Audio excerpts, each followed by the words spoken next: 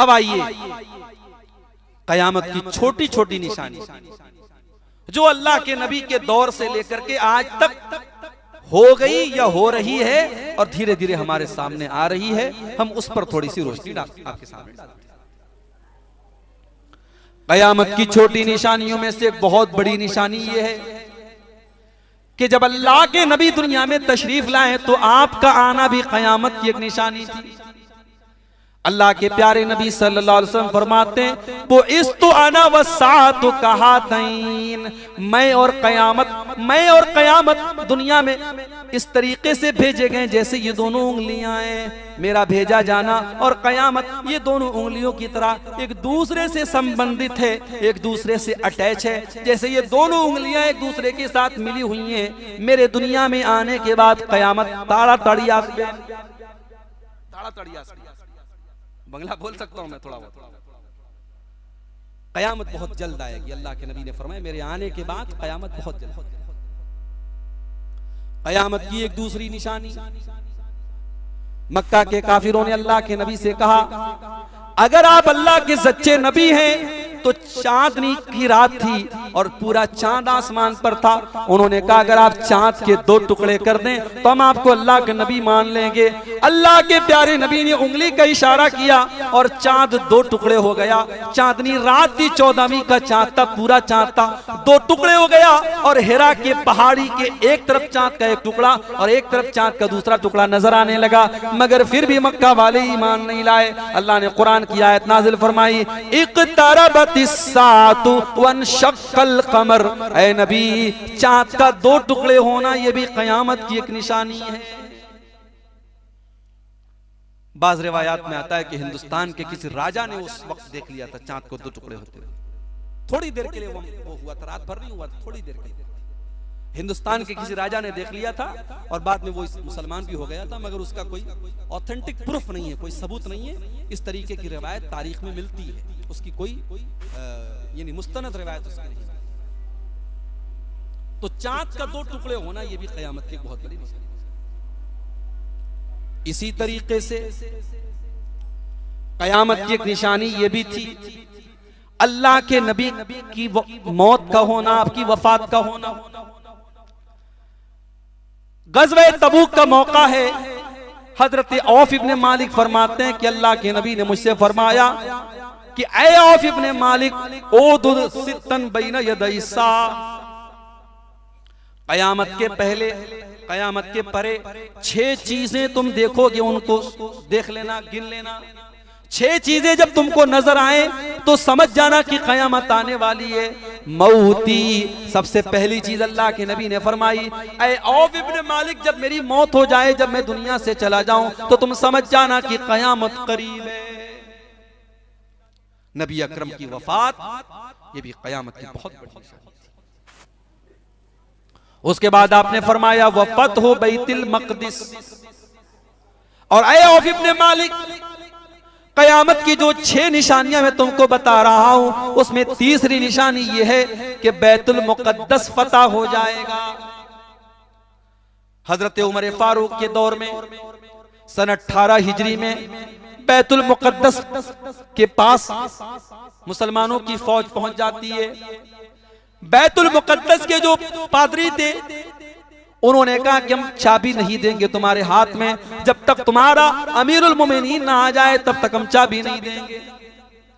हजरत उमर फारूक रज़ी अल्लाह ताला अन्हु को खत लिखा गया, ऐ अमीरुल मोमिनीन बैतुल मुक़द्दस की चाबी नहीं मिल रही है, वो लोग कह रहे हैं कि आपके हाथों में चाबी देंगे। हजरत उमर ने कहा कोई बात नहीं। अपने गुलाम को लिया, ऊंट पर सवार हुए और रास्ते में कभी गुलाम ऊंट पर है और हजरत उमर पैदल चल रहे हैं, कभी हजरत उमर ऊंट के ऊपर और गुलाम पैदल चल रहा है। इस तरीके से मदीना से 700 किलोमीटर का सफर तय करके बैतुल मुक़द्दस पहुंचते हैं। और दूर से जब बैतुल मुक़द्दस के पादरियों ने देखा हजरत उमर को, कहा वल्लाह हमने तौरात में इन नेक लोगों का तस्करा पढ़ा था, ये तो हमारे हजरत ईसा के हवारियों से बेहतर है। और उसके बाद हजरत उमर के हाथ में उन्होंने चाबी और हजरत उमर ने जब बैतुल मुक़द्दस का ताला खोला और अल्लाह के इस तीसरी मस्जिद में, मस्जिद हराम के बाद और मस्जिद नबी के बाद तीसरी मस्जिद जिसका बहुत ऊंचा मकाम है, यही मस्जिद अक्सा है, बैतुल मुक़द्दस है। उसमें हजरत उमर ने नमाज पढ़ी। तो बैतुल मुक़द्दस मुसलमानों के हाथ में आया था, ये बहुत बड़ी निशानी थी क़यामत। फिर हालात ने पलटा खाया, फिर बैतुल मुक़द्दस ईसाइयों के हाथ में दोबारा चला गया। फिर सलाहुद्दीन अय्यूबी नाम का एक बहादुर सिपाही पैदा हुआ था मुसलमानों में, उसने फिर बैतुल मुक़द्दस को मुसलमानों के कब्जे में दिलाया, और आज फिर वो बैतुल मुक़द्दस यहूदियों के कब्जे में है। ये अलग बात है, वहां नमाज होती है, लेकिन उस पर कंट्रोल यहूदियों का है। तो मेरे भाइयों, बैतुल मुक़द्दस की फतह ये भी क़यामत की बहुत बड़ी निशानी है। उसके बाद अल्लाह के नबी फरमाते वमूतानुन याखुज़ु फीकुम कक़ुआसिल गनमी, ऐ औफ इब्ने मालिक, क़यामत की एक निशानी ये भी होगी कि ऐसी मौत आएगी बकरियों के अंदर जैसे कीड़ा लग जाता और बकरियां एक साथ मरने लगती हैं, हजारों लाखों की तादाद में ऐसा वायरस आएगा, ऐसी बीमारी आएगी कि लोग मरेंगे। हजरत उमर के दौर में ताऊन अमवास की बीमारी आती है, बड़े बड़े साहबा उस बीमारी में इंतकाल कर जाते हैं। बड़ी खतरनाक बीमारी आती है, हजारों साहबा उस बीमारी में इंतकाल कर जाते हैं। हजरत मुआज इब्ने जबल भी उसी बीमारी में इंतकाल कर जाते हैं। तो ये बीमारी जैसे हमारे दौर में कोरोना की बीमारी आई थी, हो सकता है आपके कलकत्ता में उसका असर कम था, मगर बहुत सारी जगहों पर बहुत खतरनाक असर था। एक साथ एक एक मोहल्ले से 40-40 लोगों के इंतकाल का ऐलान हुआ। तो अल्लाह के नबी ने फरमाया कि ऐसी मौत आएगी, जानवरों की तरह लोग मरेंगे। उसके बाद आपने फरमाया सुम्मस्तिफाज़तुल माली हत्ता युतर रजुलु मिअता दीनारिन फयज़ल्लु साखिता, इतना पैसा लोगों के पास हो जाएगा कि 100 दीनार भी जिसको दिया जाएगा वो नाराज रहेगा। हजरत उमर बिन अब्दुल अजीज का दौर आया, बहुत खुशहाली आ गई और बहुत मुसलमानों के पास दौलत आ गई। ये दौर भी मुसलमानों ने देखा। उसके बाद आपने फरमाया सुम्मा फितनतुन ला यबका बैतुम मिनल अरबी इल्ला दखलतहु, फिर एक ऐसा फितना आएगा कि अरब के घर घर में वो फितना पहुंच जाएगा। हजरत उस्मान गनी की शहादत का फितना था। इस फितने के बाद जब सहाबा की आपस में लड़ाइयां हुई और जंगें हुई, ये बहुत बड़ा फितना था जो पूरे अरब पर जिसका असर पड़ा था। सुम्मा हुदनतुन तकूनु बैनकुम व बैन बनिल अस्फर, फिर अल्लाह के नबी फरमाते हैं तुम्हारे दरमियान और रूमियों के दरमियान सुलह होगी। फयगदिरूना, फिर वो गद्दारी करेंगे। फयातूनकुम ताता समानीना गाया, फिर वो बहुत बड़ी फौज लेकर के तुमसे लड़ने के लिए आएंगे। 80 झंडों की फौज होगी और हर झंडे के नीचे 12,000 की फौज होगी। बहुत बड़ी फौज लेकर के वो तुमसे लड़ने के लिए आएंगे। ये निशानियां अल्लाह के नबी ने क़यामत के बयान। क़यामत की एक निशानी आपने ये भी फरमाई कि जिना बहुत ज्यादा होगा। मीना शरातिस साथ यज़हर ज़िना, के जिना बहुत ज्यादा होने लगेगा। आज हालात आप देख लीजिए, कौन सा ऐसा शहर है, कौन सा ऐसा गांव है, कौन सा ऐसा मोहल्ला है जहां आज मुसलमानों में ये गंदगी न पाई जा रही हो। और जब से ये सोशल मीडिया का दौर आया, जब से मोबाइल का और स्मार्टफोन का दौर आया, अब ये ज़िना और आसान हो गया। और हमने दूसरी तरफ निकाह को मुश्किल बना दिया। हमारे यहाँ जहेज की रस्म आ गई, हमारे यहाँ बारात की रस्म आ गई, हमारे यहाँ शादी ब्याह में लंबे चौड़े खर्च की रस्म आ गई। अब निकाह मुश्किल हो गया और ज़िना आसान हो गया।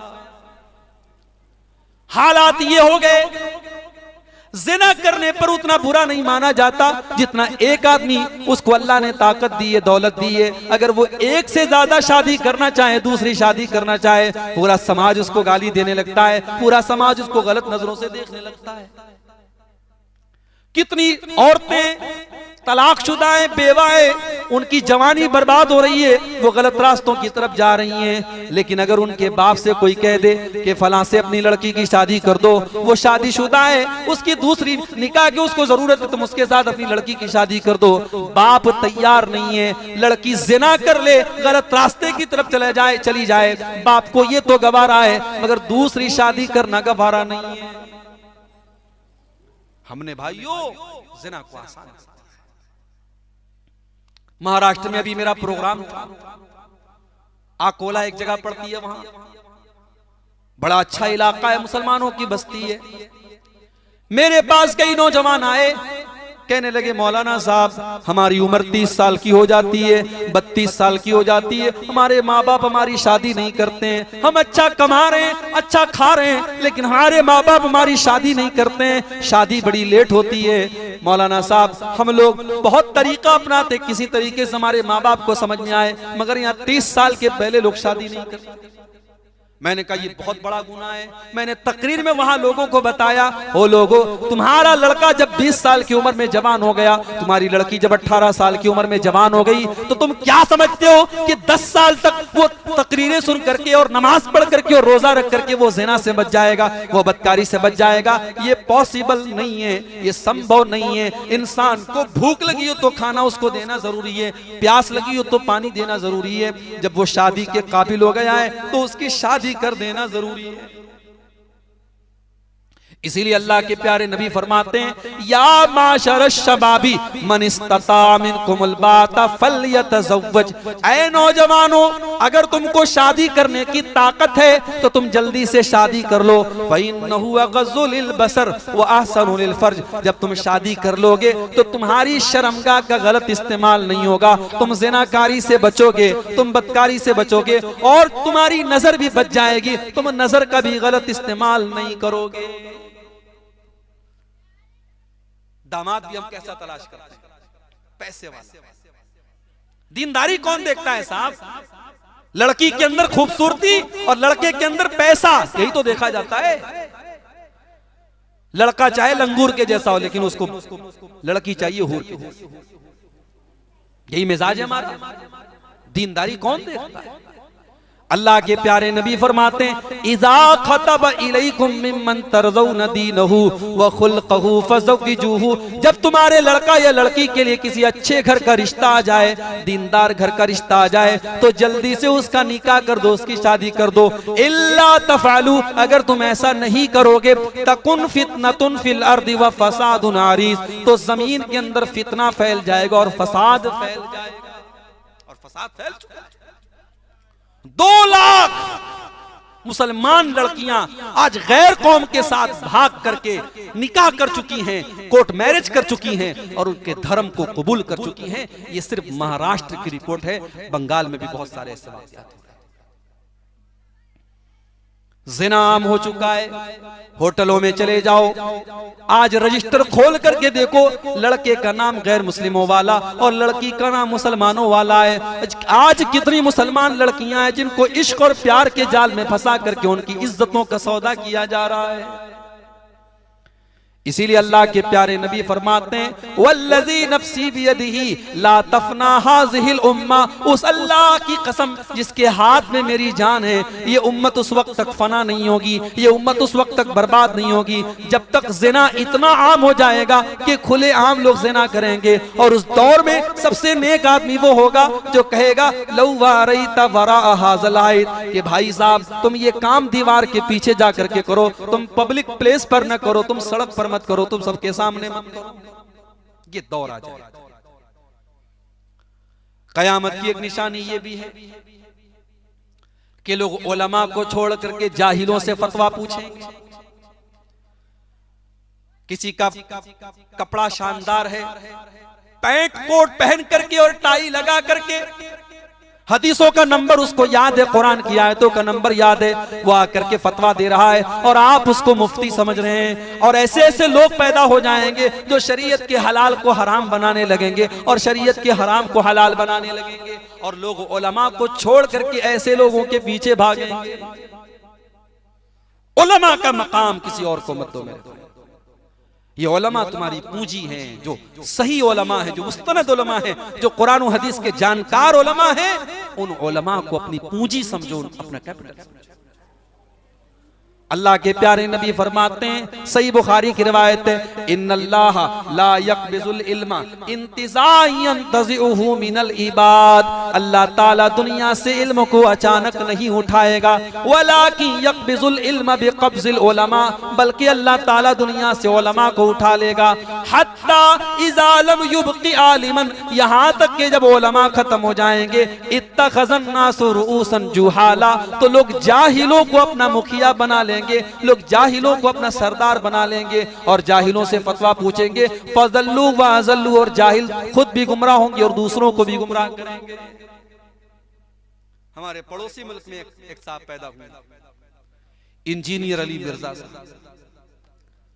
लोग समझते हैं बहुत बड़ा जानकार आदमी है, हदीस का नंबर बता रहा है, कुरान की आयतों का नंबर बता रहा है, हवाला दे रहा है, लेकिन वो इंसान लोगों के दिल में सहाबा की नफरत पैदा कर रहा है। हजरत माविया को गाली दे रहा है, हजरत अम्र बिन आस को गाली दे रहा है और सहाबा को मुनाफिक करार दे रहा है। और लोग कहते हैं साहब इंजीनियर साहब तो बड़े पढ़े लिखे हैं, बड़े काबिल हैं और उनकी बातें तो बड़ी अच्छी हैं। उलमा का काम किसी और को मत दो मेरे भाई, वरना गुमराह हो जाओ। जब भी दीन का कोई मसला आए उलमा से पूछो और उलमा की कद्र करो। मदरसों में पढ़ाने वाले उलमा, मस्जिदों में नमाज पढ़ाने वाले उलमा, आज उनके रहने के लिए हमने क्या इंतजाम किया, इस पर भी तो जरा सोचो।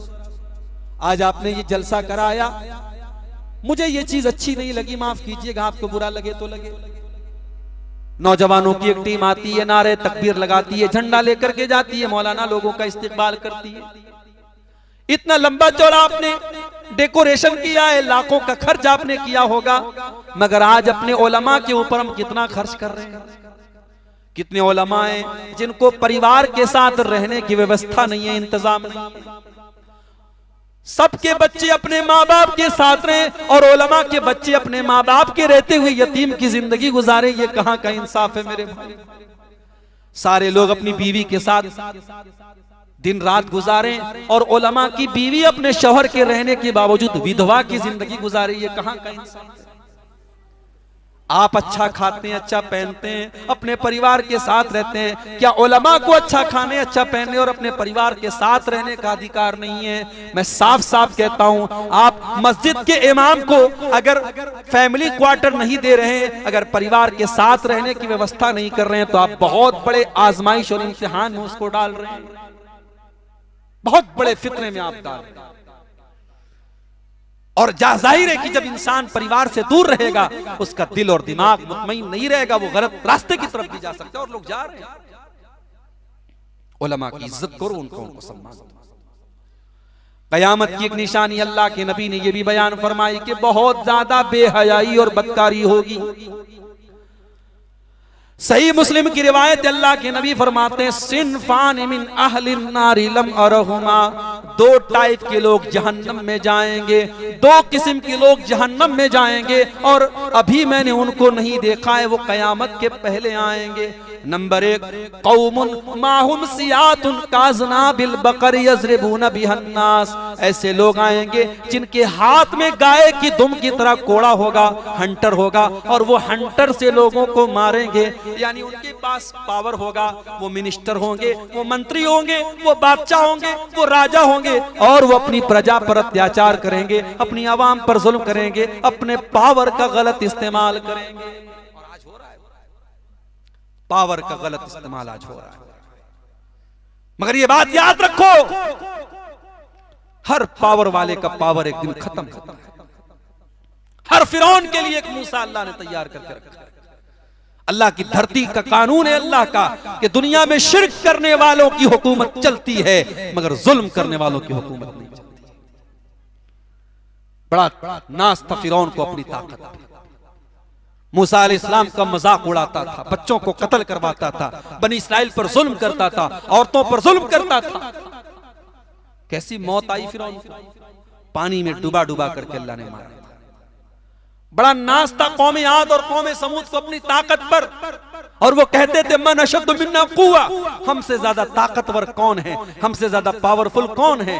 अल्लाह ने ऐसी मौत दी, ऐसा अजाब भेजा कि उनकी डेड बॉडी जमीन में ऐसी पड़ी थी। अल्लाह ने फरमाया कअन्नहु माजाज़ु नखलिन खाविया, जैसे खजूर के सड़े हुए तने हैं, खजूर के सड़े हुए पेड़ की तरह उनकी डेड बॉडी। अल्लाह के नबी फरमा रहे हैं कयामत के पहले ऐसा दौर आएगा, जालिम लोग आएंगे, वनिसाउन कासियातुन आरियातुन मुमीलातुन माइलातुन, और ऐसी औरतें आएंगी जो कपड़ा पहनने के बावजूद नंगी होंगी। अगर कपड़ा ऐसा है पीठ नजर आ रही है, अगर कपड़ा ऐसा है आस्तीन पूरी नजर आ रही है, अगर कपड़ा ऐसा है कि गला नजर आ रहा है, कपड़ा पहनने के बावजूद अगर लड़की का बदन नजर आ रहा है, अगर औरत का शरीर नजर आ रहा है, तो ऐसा कपड़ा इस हदीस की कैटेगरी में आएगा। वह निसाउन कासियातुन आरियातुन, कपड़ा पहनने के बावजूद वो नंगी होंगी, मुमीलातुन, वो गैर मर्दों को अपनी तरफ आकर्षित करेंगी, माइलातुन, और खुद भी उनकी तरफ आकर्षित। मुसलमान औरत और गैर मुस्लिम औरत में फर्क तो होना चाहिए ना भाई। मुसलमान औरत का दुपट्टा अपने बाप के सामने भी उसके सीने पर होना चाहिए, उसके सर पर होना चाहिए।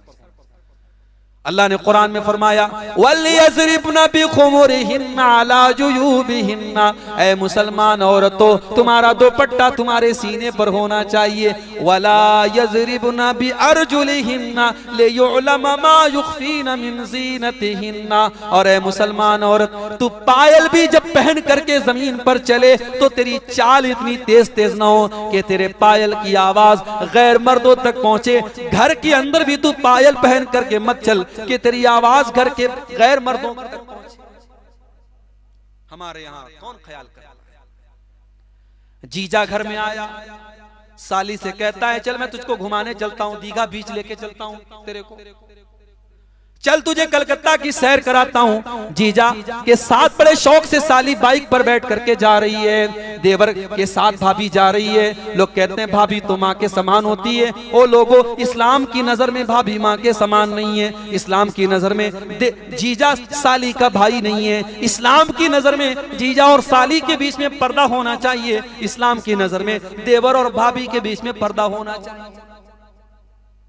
अल्लाह के प्यारे नबी फरमाते हैं ओ लोगो इय्याकुम वद्दुखूल अलन निसा, तुम गैर औरतों के पास अकेले में न जाया करो, तन्हाई में न जाया करो। सहाबा ने पूछा अल्लाह के नबी अफरअयतल हमवा, अल्लाह के नबी क्या देवर भी अपनी भाभी के पास अकेले में नहीं जा सकता? क्या जीजा भी अपनी साली के पास अकेले में नहीं जा सकता? आपने फरमाया अल हमवु अल मौत, अरे देवर तो अपनी भाभी के लिए मौत है, जीजा तो अपनी साली के लिए मौत है। क्या मतलब?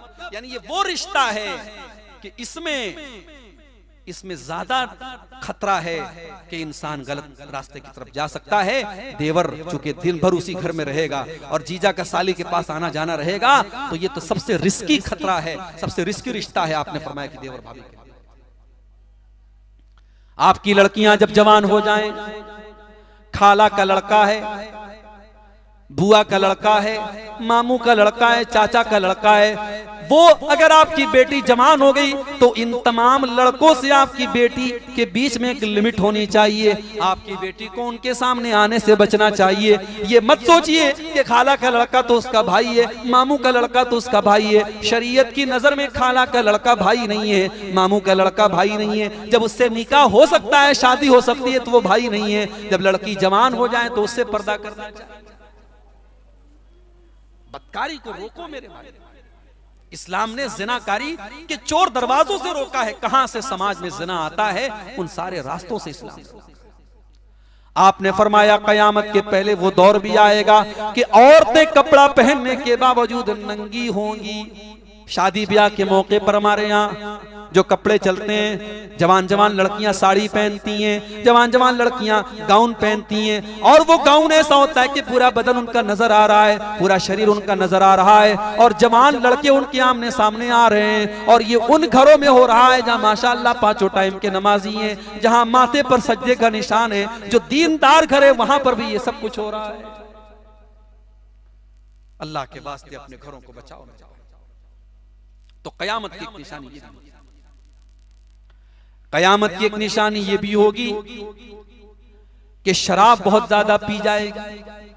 आपने फरमाया ला यशरबन्ना नासुम मिन उम्मतिल खम्रा युसम्मूनहा बिगैरि इस्मिहा, मेरी उम्मत के कुछ लोग शराब पिएंगे, उसका नाम बदल देंगे, कोई बियर रख देगा, कोई विस्की रख देगा, कोई रम रख देगा, कोई और नाम रख देगा, नाम बदल बदल करके लोग शराब पिएंगे। व युज़फ़ु अला रुऊसिहिम बिल मआज़िफ़, और उनके सर के ऊपर नाचने वालियां नाचेंगी और गाने वालियां गाएंगी।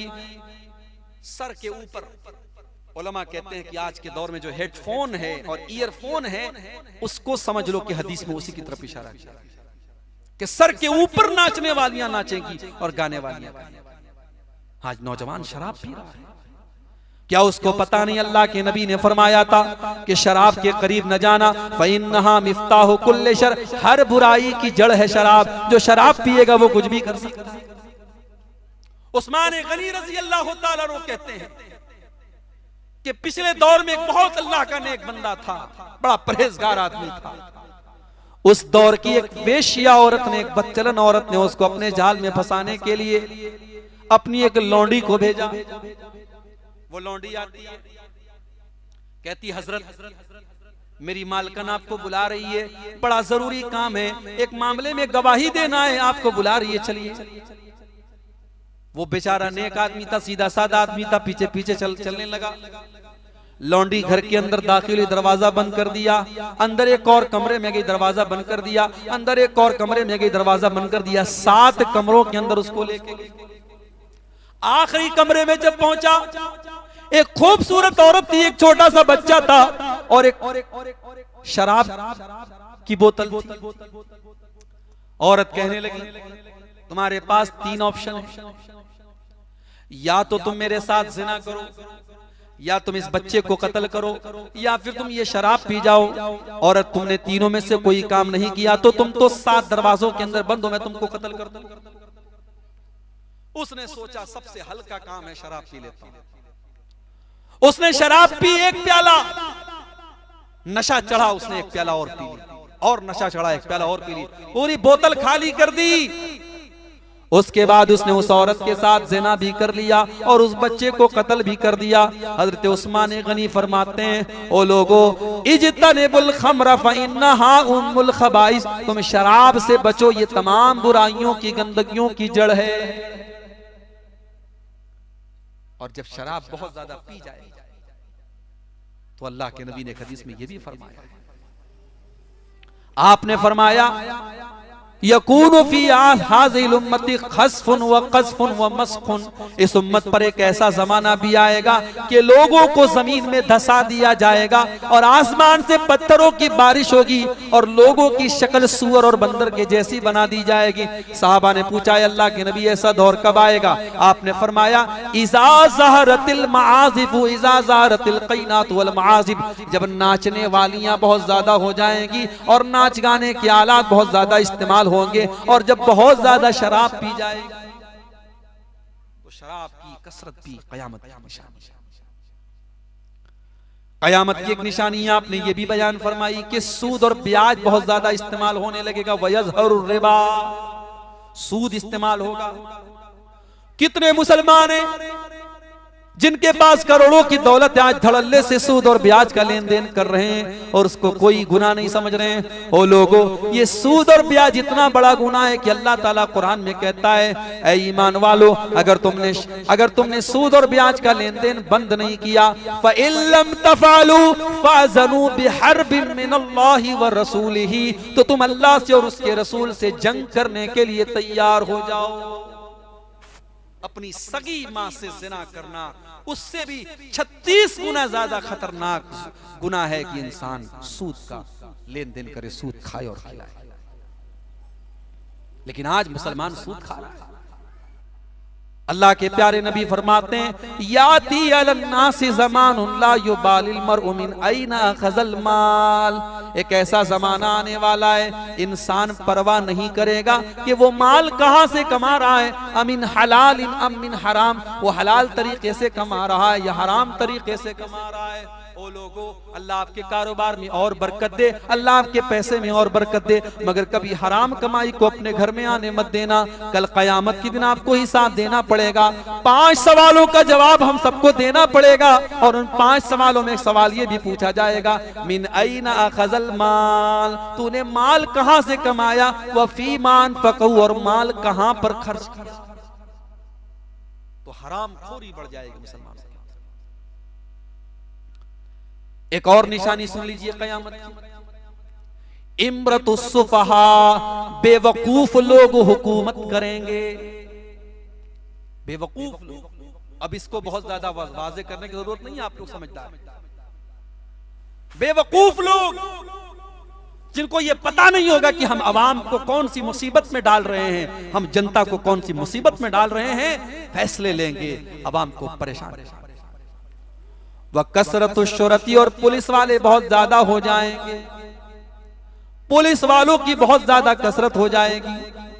वह बैउल हुक्मी, और अदालतों के फैसले खरीदे जाएंगे और बेचे जाएंगे, अपनी मन मर्जी से फैसले दिए जाएंगे। और आगे आपने फरमाया, अल्लाह के प्यारे नबी ने आगे इस हदीस के अंदर फरमाया कि ओ लोगों, कयामत के पहले एक ऐसा दौर भी आएगा कि कुरान को और हदीस को अच्छी आवाज में पढ़ने वाले ज्यादा हो जाएंगे और समझने वाले कम हो जाएंगे। यहां तक कि जब नमाज का टाइम आएगा तो आलिम मौजूद होगा और शरीयत को समझने वाला मौजूद होगा, लेकिन लोग ऐसे आदमी को इमाम बनाएंगे जिसकी आवाज अच्छी होगी, ताकि वो अपनी आवाज से लोगों का दिल लुभाए। आवाज और स्वर का राज होगा, लोग इल्म नहीं देखेंगे, लोग नॉलेज नहीं देखेंगे। कयामत की एक निशानी आपने ये भी बयान फरमाई, इन्न बैना यदइस्साति तस्लीमल खासा, कयामत के पहले खास खास लोगों को सलाम किया जाएगा। पैसे वाला आदमी है तो गरीब को सलाम नहीं करेगा, गरीब की ड्यूटी है कि वो अमीर को सलाम करे। हाजी साहब किसी को सलाम नहीं करेंगे, हाजी साहब को सब लोग सलाम करेंगे, खास खास लोगों को सलाम किया जाएगा। जबकि अल्लाह के प्यारे नबी ने फरमाया, ला तुमिनूना ला तदखुलूनल जन्नत हत्ता तुमिनू, ओ लोगो तुम ईमान वाले नहीं बन सकते, तुम जन्नत में नहीं जा सकते जब तक तुम ईमान वाले न बन जाओ, और तुम ईमान वाले नहीं बन सकते जब तक तुम आपस में मोहब्बत न करो। और आओ मैं तुमको बता देता हूं कि वो कौन सी चीज है जिसके ऊपर अमल करके तुम आपस में मोहब्बत करने लगोगे। अफशुस सलाम बैनकुम, आपस में सलाम को बढ़ाओ, सलाम का प्रचार करो, सलाम को प्रसारित करो। जितनी भी दुश्मनी आपसे है, अगर मैंने आपको सलाम कर दिया, मैंने आपके लिए दुआ कर दी कि अल्लाह आपको सलामत रखे, अल्लाह की रहमत हो आपके ऊपर, अल्लाह की बरकत हो आपके ऊपर। जब मैंने सलाम कर दिया, आधी दुश्मनी तो सलाम से खत्म। इसलिए जब आदमी किसी से दुश्मनी करता है तो पहले सलाम करना बंद कर देता है, पहले गुफ्तगू करना बंद कर देता है। तो खास खास लोगों को सलाम किया जाएगा। वफुशुवत तिजारा, और तिजारत बहुत ज्यादा फैल जाएगी, कारोबार बहुत ज्यादा फैल जाएगा। हत्ता तुईनल मरअतु ज़ौजहा फी तिजारा, यहां तक के बीवी अपने शौहर की मदद करेगी कारोबार में।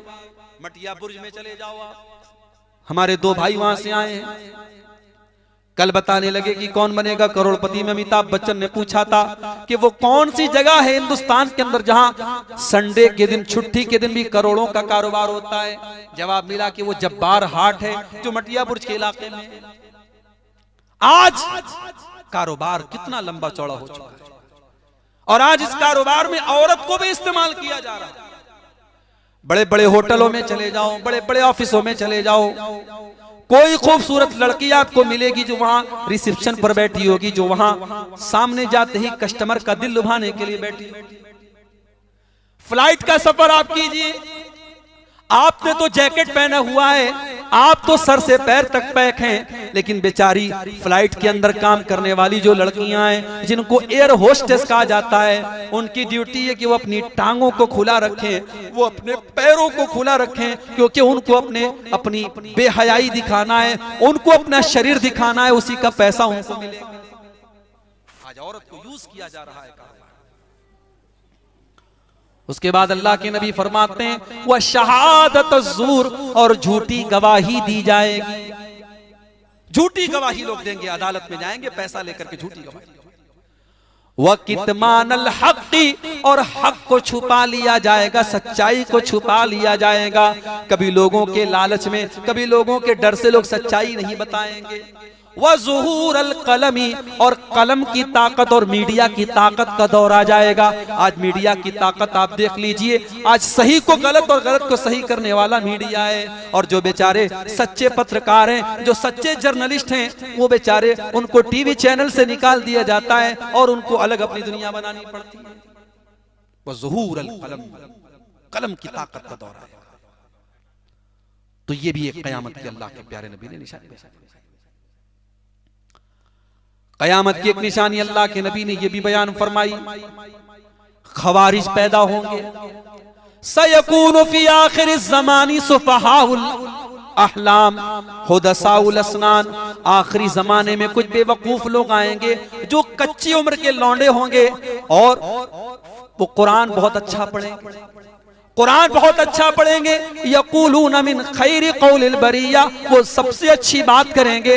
यमरुकून मिन अद्दीन कमा यमरुकुस्सामु मिन रमिया, लेकिन वो इस्लाम से निकल जाएंगे जैसे तीर अपने शिकार के आर पार निकल जाता है। इसमें इशारा है खवारिज की तरफ, जो इस्लाम की गलत शक्ल आज दुनिया के सामने पेश कर रहे हैं, जो इस्लाम को गलत तरीके से दुनिया के सामने पेश कर रहे हैं, जो बेकसूर लोगों की हत्या कर रहे हैं, जो कहीं बम ब्लास्ट कर देते हैं, कहीं लोगों को मार देते हैं और इस्लाम को बदनाम करते हैं, उनकी तरफ इशारा इस हदीस।